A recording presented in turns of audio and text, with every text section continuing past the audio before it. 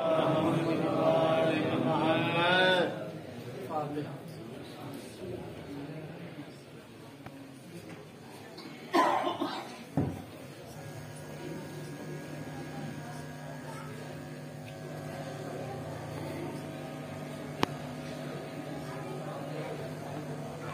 حول ولا قوة إلا بالله من الشيطان الرجيم.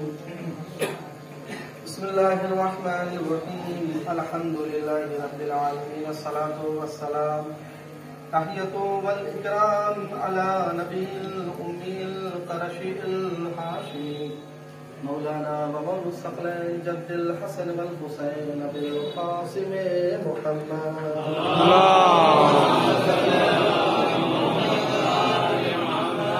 وعلى طيبين الطاهرين المعصومين المظلومين ولعنة الله على أعدائهم أجمعين. أما بعد فقد قال الله سبحانه وتعالى في كتابه الكريم. بسم الله الرحمن الرحيم. إنا أعطيناك الكوثر فصل لربك وانحر إن شانئك هو الأبتر. صدق الله.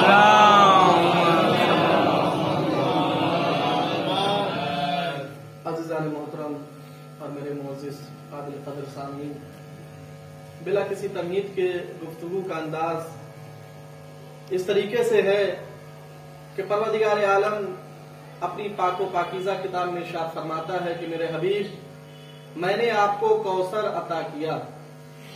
انا اعطیناک الکوثر فصل لربک وانحر. جب میں نے آپ کو کوثر دیا، اور یہ انداز اس طریقے سے گفتگو کا کہ پروردگار عالم نے اپنے حبیب کو اب تک جو بھی چیزیں دی ہیں، سوال نہیں کیا ہے کہ میرے حبیب میں نے آپ کو یہ چیزیں دی تو اس کے بعد آپ میرے لیے کچھ کریے. لیکن جب یہ پروردگار عالم خطاب کر رہا ہے کہ میرے حبیب میں نے آپ کو کوثر عطا کیا ہے، یا لفظوں کو بدل کر یوں کہا جائے میرے حبیب میں نے آپ کو فاطمہ دیا ہے، تو انداز گفتگو کا یہ ہے کہ جب فاطمہ جیسی بیٹی دیا ہے تو اس کے عوض میں آپ بھی مجھے کچھ دیجئے. کیا دیجئے؟ آپ کو مجھے یہ دینا ہے کہ آپ میرے لیے نمازیں پڑھیں اور قربانی دیں. یہ کیا ہوگا؟ یہ میں نے جو آپ کو کوثر دیا اس کا عوض ہوگا. اور بے شک آپ کا دشمن ابتر رہے گا. یہاں پر ایک چیزیں ہیں جو ہمارے معاشرے میں بہت زیادہ ہے. رسول کو پروردگار عالم نے فاطمہ جیسی ذات عطا کی. پروردگار عالم کہہ رہا میں نے تمہیں فاطمہ دی. کس کے جواب میں دی؟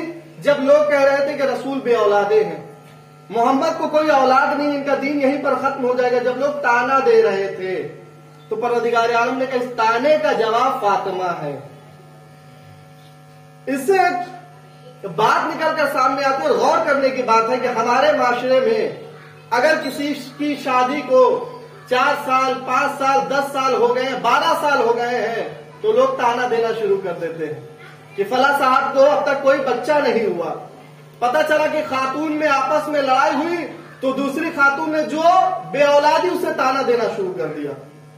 تو یہاں پر ان کے لیے میں ایک جملہ کہنا چاہتا ہوں کہ پروردگار عالم نے جناب فاطمہ جیسی ذات دے کر اپنے رسول کو یہ بتا دیا ہے کہ تانا دینے والا ابتر کا وہ سب کچھ ہو سکتا ہے لیکن محمد کا چاہنے والا نہیں ہو سکتا ہے. صلوات پڑھیں محمد وآل محمد. اس لیے کہ تانا دینے والے یہ دشمنوں کا کام تھا، اپنوں کا کام نہیں ہے. اپنوں کا کام یہ ہے کہ اس کی مصیبت میں اس کے غم کو بانٹے.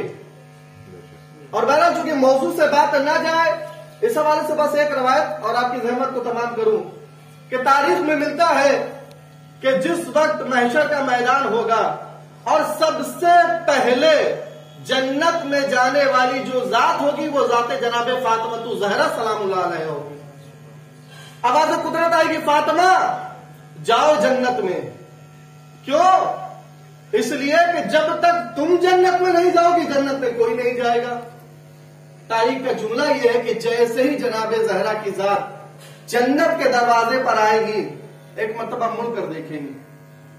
آواز قدرت آئے گی زہرا کیا ہوا جنت میں داخل ہو جاؤ گا؟ پروردگار میں یہ چاہتی ہوں کہ اہل محشر آج زہرا کی فضیلت دیکھیں. کیا فضیلت دیکھیں؟ پروردگار میں چاہتی ہوں کہ میں اکیلے جنت میں نہیں جاؤں گی بلکہ اپنے چاہنے والوں کو لے کر جنت میں جاؤں گا.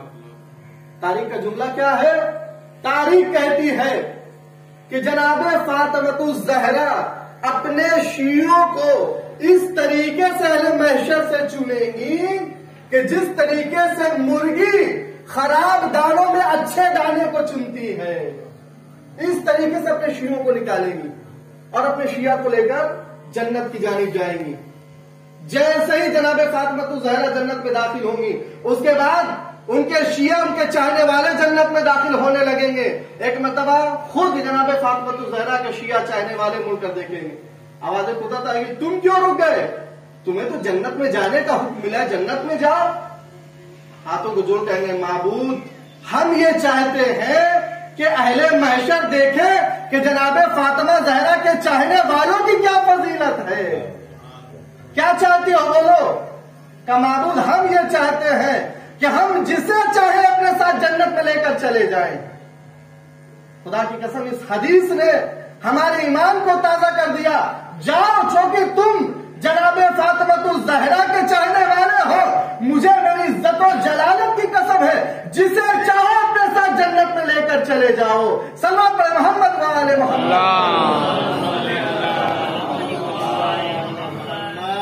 خود جناب فاطمہ زہرا کی یہ فضیلت، خود جناب فاطمہ زہرا کے چاہنے والوں کی یہ فضیلت. اور کیوں نہ فضیلت ہو؟ اس لیے کہ جو کائنات کا رسول ہے، جو خدا کے بعد سب سے زیادہ بلند مرتبہ ہے، جناب فاطمہ زہرا اس کی اکلوتی بیٹی ہے. لیکن مجھے تعجب ہوتا بھی، آپ نے دیکھا ہوگا کہ ہمارے ہندوستان کا ایک ایکٹر جب دبئی گیا، سعودی گیا، تو باقاعدہ اس کے ہاتھ کے نشان کو محفوظ کیا گیا. کیوں؟ کہ ہندوستان کا ایک اداکار آیا ہے، ہم چاہتے ہیں کہ اس کے ہاتھ کے نشان کو نقش کر کے اپنے پاس رکھ لیں. کا افسوس کا مقام ہے، ایک اداکار جو کافر ہے اس کے ہاتھ کے نشان کو تم محفوظ کر رہے ہو، اور جو رسول کی ایک لوتی بیٹی تھی اس کے قبر کے نشان کو بھی تم نے مٹا دیا. یہ غور کرنے کا مقام ہے یا نہیں ہے؟ ابھی قبلہ نے بیان کیا، آپ نے مستقل سے روزہ مجالس میں آپ نے سنا، مختلف خطیبوں سے مختلف مصائب آپ نے سنے. مجھے پورے مصائب نہیں پڑھنے، مجھے صرف تاریخ آپ کے سامنے پیش کرنی ہے کہ کیا تاریخ میں کسی نے دیکھا ہے کہ 18 سال کی لڑکی اور عصا کا سہارا لے کر چلنے لگے؟ کیا کسی نے دیکھا ہے کہ 18 سالہ لڑکی اس کے سر کے بال سفید ہو جائے؟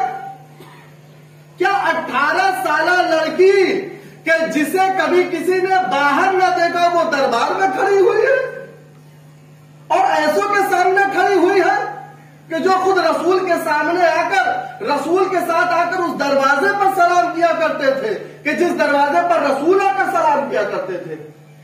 رسول آ کر سلام کر کے بتاتے تھے، دیکھو یہ میرے نبوت ہے، میرا اہل بیت نبوت ہے، میری نبوت ان سے باقی ہے، اگر یہ نہ رہے تو میری نبوت ختم ہو جائے گی. اس دروازے پر ابھی بعد رسول چند دن ہوئے ہیں، آگو لکڑی لے کر چلے آئے. انصاف سے بتائیے کہ وہ علی کہ جس نے در خیبر اکھاڑ دیا ہو، جو میدان میں آ جائے تو دشمن یہ سن کر بھاگ جائے کہ علی آ گئے، 4-5 افراد اس کے گھر پر آئے اور اس کے گلے میں رسی ڈال کر اسے کھینچے، یہ ممکن ہے کہ نہیں؟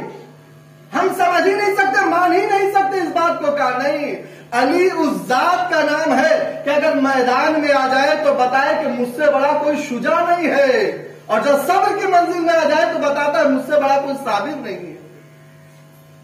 کسی کے سامنے کسی کی شریک حیات کو تعزیانے لگائے جائے اور وہ کھڑا ہو دیکھتا ہے، ایسا ممکن ہے نہیں. علی کیوں خاموش ہے؟ علی بتانا چاہتے ہیں کہ میں اگر خاموش ہوں تو مصلحت خدا ہے. میرے عزیزو، جناب فاطمہ زہرا کی وہ ذات ہے کہ جس نے تمام امور میں مولا کائنات کا ساتھ دیا، اور مولا کائنات آخری لمحے میں کیا جملہ کہتے ہیں؟ جناب سیدہ تم نہیں گئی ہو بلکہ میری کمر ٹوٹ گئی ہے، میرا سہارا چلا گیا ہے. مسجد سے گھر زیادہ دور پہ نہیں ہے، बगल में घर है, लेकिन अली को आने में इतनी ताखीर क्यों आई? तारीख ने कहा कि अली कभी उठते हैं फिर भी होश होते हैं, अली को कभी गश से अफाका होता है फिर भी होश हो जाते हैं। अली क्यों? क्या इसलिए कि अली को समझने वाले सिर्फ ज़हरा थी, ज़हरा चली गई, अली का कोई पुरसाने हाल नहीं है। अशरफुल मेरा अल्लाह, हाँ मेरे अजीज़ो, खुदा आपको कोई गम न दे सिवाय गम अहले बैत के। मेरे अजीज़ो, जिस वक्त मौलाए कायनात आए हैं, वसीयत ज़हन में आई है, ए अली, ये अफराद मेरे जनाजे में शरीक नहीं होना चाहिए। ए अली, मेरे बाद तुम शादी कर लेना ताकि मेरे बच्चों का कोई ख्याल रखे, लेकिन मुझे इंसाफ से बताइए कि इमाम हसन, इमाम हुसैन की वो जात है कि कभी अपनी माँ के बिना एक वक्त नहीं गुजारा हो। जब अपनी माता ने गिरामी को दफला कर आए हैं, एक गुजरे में इमाम हुसैन बैठे हुए, मौलाए कायनात ने देखा कि सब कोई दिखाई देता है, मेरा हुसैन दिखाई नहीं देता। एक गुजरे की जानिब में देखते क्या है, हुसैन ने गोशे में सर को झुकाए बैठे हैं। करीब गए, ए मेरे लगते जिगर, ए मेरे नूरे नजर हुसैन, क्या हुआ? खुद के गुजरे में क्यों बंद कर रखा? कहे बाबा, मुझे जरा इंसाफ से बताइए, जब मैं बाहर से आता था अपनी माँ के पास बैठता था, ए बाबा अब अम्मा नहीं है, किसके पास बैठूंगा? ए बाबा अब अम्मा की जगह पर बैठता हूँ, मुझे सुकून मिलता है। लेकिन तारीख ने लिखा कि जनाब सैयदा ने कहा था, ए बच्चों, जब भी तुम्हें अम्मा की याद आए, नाना की कब्र पर चले जाना। नन्हे नन्हे बच्चे